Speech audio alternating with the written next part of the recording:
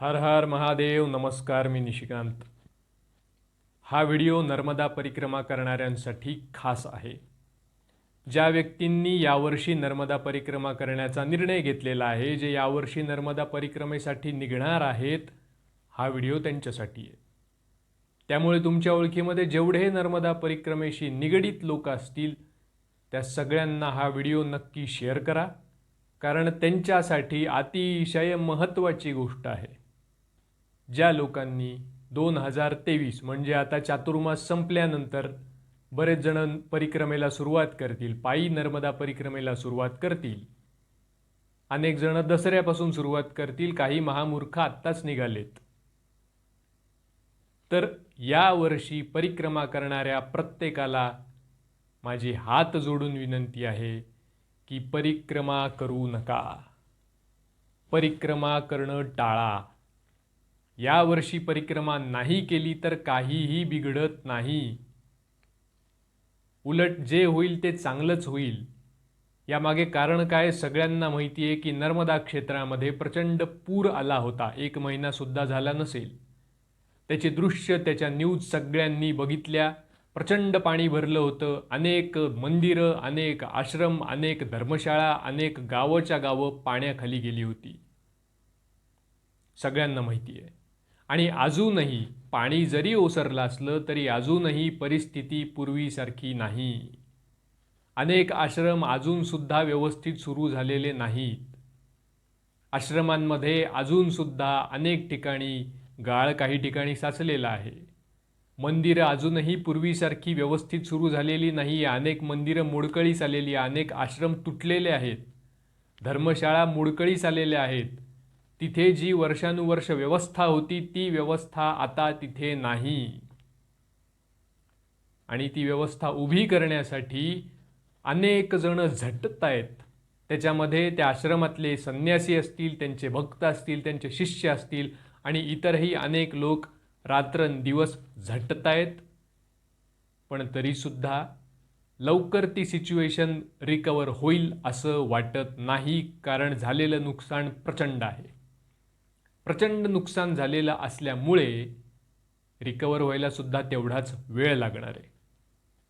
नर्मदा क्षेत्रातल्या अनेक आश्रमांशी, साधू संन्याशांशी ज्यांच्याशी माझं बोलणं होतं किंवा अनेक बातम्या समजतात, त्यातून एक गोष्ट आहे की परिस्थिती पूर्वीसारखी होण्यासाठी कमीत कमी अजून 6 महिने तरी लागतील. मग अशा परिस्थितीमध्ये जर तुम्ही परिक्रमावासी म्हणून त्या आश्रमामध्ये जाल, त्या ठिकाणी जाल, त्या स्थानावरती जाल, तर तुम्हाला सुविधा मिळू शकते का? शक्यता फार कमी आहे.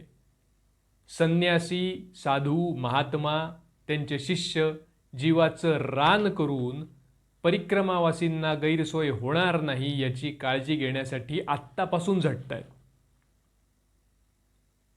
पण त्यांचे कष्ट आणि त्यांची मेहनत, त्यांचं समर्पण याला मराठी परिक्रमावासी खरा उतरणार नाही हे मला माहिती आहे. मराठी परिक्रमावासींना जरा कुठे गैरसोय झाली तर लगेच त्यांच्या तळपायाची आग मस्तकाला जाणे, नाराज होणे, संन्याशाशी भांडणं करणे, अशा अनेक गोष्टी आहेत. याच्या आधी 1000 वेळा त्या सांगून सुद्धा झालेल्या आहेत. परंतु यावेळेस जर मराठी माणूस परिक्रमा करणं टाळेल तर परिक्रमा क्षेत्रावरती उपकार होतील असं मला वाटतं. कारण परिक्रमा खंडातले, परिक्रमा क्षेत्रातले, नर्मदा खंडातले अनेक साधू संत संन्यासी त्यांच्या आश्रमाला पुन्हा उभं करण्यामध्ये लागलेले आहेत. तिथे मराठी माणसाचा हातभार लागणं सध्या तरी शून्य आहे. कोणतीही आशा नाही की मराठी माणूस तिथे जाऊन काहीतरी हातभार लावेल. उलट तिथे जाऊन काहीतरी समस्या उभी करू शकतो असा कायास आहे.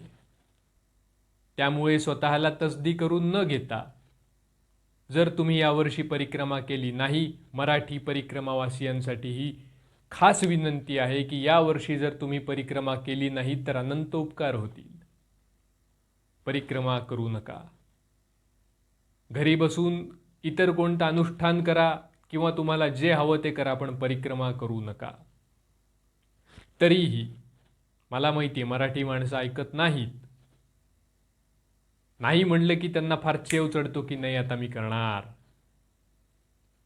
तर त्यांच्यासाठी एक खास गोष्ट सांगून ठेवतो. जर तुम्हाला परिक्रमेला जायचं असेल किंवा जे यावर्षी परिक्रमेला जातील त्यांनी कोणत्याही प्रकारच्या सोयी सुविधा तुम्हाला मिळतील. म्हणजे एखाद्या आश्रमात गेला तर तिथे तुम्हाला भोजन उपलब्ध होईल, जिथे हमखास भोजन म्हणजे पुस्तकं घेऊन जातात, PDF घेऊन जातात, ज्याच्यामध्ये लिहिलेलं असतं की इथे तयार भोजन मिळेल. त्या ठिकाणी तुम्हाला भोजन मिळणार नाही, लिहून घ्या. कारण सगळी व्यवस्था बिघडली आहे. पुरामुळे सगळं नष्ट झालं आहे. त्यामुळे तुम्हाला वेळेवर भोजन मिळेल याची गॅरंटी नाही, 90% मिळणार नाही.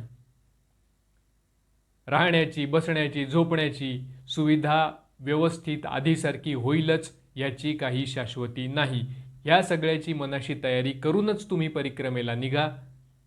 यावेळेसची तुमची परिक्रमा ही खरी संन्याशाची परिक्रमा होणार आहे.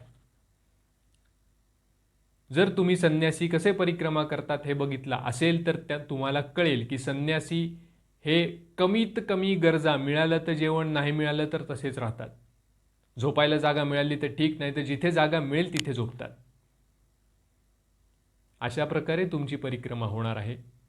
त्यामुळे मनाची तशी तयारी करून जर तुम्ही यावर्षी परिक्रमेला गेलात, शक्यतो जाऊच नका. जर गेलात तर तुम्हाला थोडंफार काहीतरी परिक्रमेमध्ये सुखद अनुभव येतील. याच्याही पलीकडे मी सांगेल की ज्यांना परिक्रमा करायचीच आहे त्यांनी परिक्रमेमध्ये प्रत्येक आश्रमामध्ये कमीत कमी 4 ते 5 दिवस राहून काहीतरी सेवा करा. तीच तुमची खरी परिक्रमा. मग तुमची परिक्रमा पूर्ण नाही झाली तरी चालते, पण एखादा आश्रम आहे जिथे अत्यंत गरज आहे.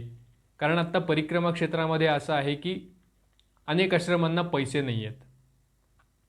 पैसे नाही आहेत, त्यांचं जे नुकसान झालंय ते भरून आणण्यासाठी पैसे लागतात. काहींचे आश्रम मोडलेत, काहींच्या अनेक सुविधा असतात आश्रमामध्ये, धर्मशाळा असतात, काहींच्या आश्रमामध्ये जी रसोई असते बनवलेली ती गेलेली आहे, त्याच्यात पाणी गेलेलं आहे, अनेकांचे धुणे विजलेले आहेत, खूप मोठं नुकसान झालं आहे. बऱ्याच ठिकाणी अजून तसाच गाळ साचलेला आहे, तोही काढलेला नाही, काढता आलाच नाही आहे. तर ह्या सगळ्यासाठी काही आश्रमांकडे पैसे नाही आहेत, काही आश्रमांकडे पैसे आहेत तर मॅनपॉवर नाही आहे, काही आश्रमांकडे पैसे आहेत, मॅनपॉवर आहे, पण त्याला मॅनेज करणारं कोणी नाही आहे. कधी कुठे कोणी काय करायचं हे सुद्धा सांगण्याला कोणीतरी तिथे हवा. आणि गावातले लोक, कारण तुम्ही परिक्रमा क्षेत्रात बघितलं असेल तर तिथे रोजंदारीवर मजूर अशा प्रकारची कोणतीही सिस्टम नाही. ती शहरात असते की तुम्ही पैसे द्या आणि तुम्हाला रोजीवरती कोणीतरी येऊन तुमच्या इथे काम करून जातो. गावाकडे प्रत्येकाला ज्याचं त्याचं काम असतं, तो त्याच्या शेतीत जाईल, पण कोणत्या संन्यासाकडे जाऊन, कोणत्या आश्रमात जाऊन तो बिगारीने काम करेल असं कधीही होत नाही.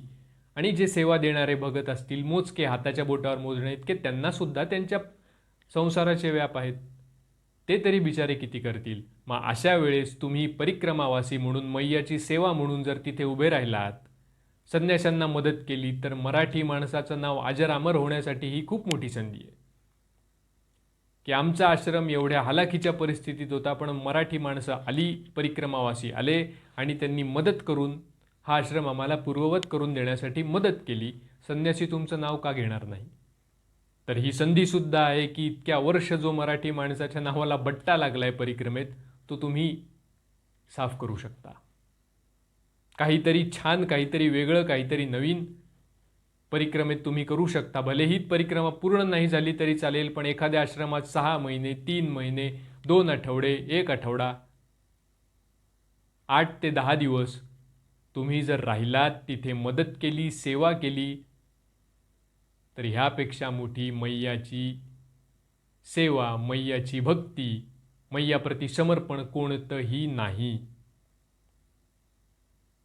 त्यामुळे या 2 ते 3 गोष्टींपैकी काहीही करता आलं तर तुम्ही करावं, अशी माझी प्रत्येक नर्मदा परिक्रमावासींना हात जोडून विनंती आहे. माझा हा व्हिडिओ जे लोक बघत असतील त्यांच्यामध्ये जर कोणी संन्यासी असतील किंवा त्यांचे शिष्य असतील किंवा ज्यांचे ज्यांचे आश्रम असतील, धर्मशाळा असतील नर्मदा क्षेत्रामध्ये, ते या व्हिडिओच्या कमेंटमध्ये त्यांना कोणत्या गोष्टींची आवश्यकता आहे हे सांगू शकता. तुम्हाला कोणत्या ठिकाणी काय हवं आहे, कोणत्या ठिकाणी काय समस्या आहेत, कोणत्या आश्रमामध्ये कोणत्या गोष्टीची कमी आहे, कुठे मदतीची आवश्यकता आहे, हे तुम्ही कमेंटमध्ये नक्की सांगा. त्यामुळे नवीन परिक्रमा करणाऱ्याला हे समजेल की कुठे कोणत्या मदतीची आवश्यकता आहे, कुठे माणसांची कमतरता आहे, कुठे वस्तूंची कमतरता आहे किंवा अजून काही. मी ह्याच व्हिडिओत हे सुद्धा क्लिअर करतोय आत्ताच की ह्या कमेंटमध्ये, म्हणजे या व्हिडिओच्या कमेंटमध्ये एखाद्या व्यक्तीने पैशाची मागणी केली आणि त्यांनी ते पैसे मागितले, तुम्ही दिलेत किंवा एनिवे कोणत्याही काही गोष्टी झाल्या तर त्याला मी जबाबदार राहणार नाही. प्रत्येकाने आपापल्या जबाबदारीवरती आर्थिक मदत जर करायची असेल तर ती स्वतःच्या जबाबदारीवर करा. तसं मैयाचा कोणताही भक्त कोणाला फसवत नाही. पैसे लुबाडण्याचं काम मैया क्षेत्रामध्ये कधीही कुठेही होत नाही. पण तरीसुद्धा शक्यता सांगता येत नाही. जर अशा काही गोष्टी झाल्या तर त्याची जबाबदारी ही त्या व्यक्तीची असेल, माझी असणार नाही. हे सांगितलेलं बरं असतं म्हणून सांगतोय. अजून एक, जे परिक्रमावासी यावर्षी परिक्रमा करणार आहेत त्यांनी नोंद करून घ्या की कोणत्या ठिकाणी मदतीची आवश्यकता आहे, कोणत्या ठिकाणी माणसं नाही आहेत काम करायला, मदत करायला, सेवा करायला.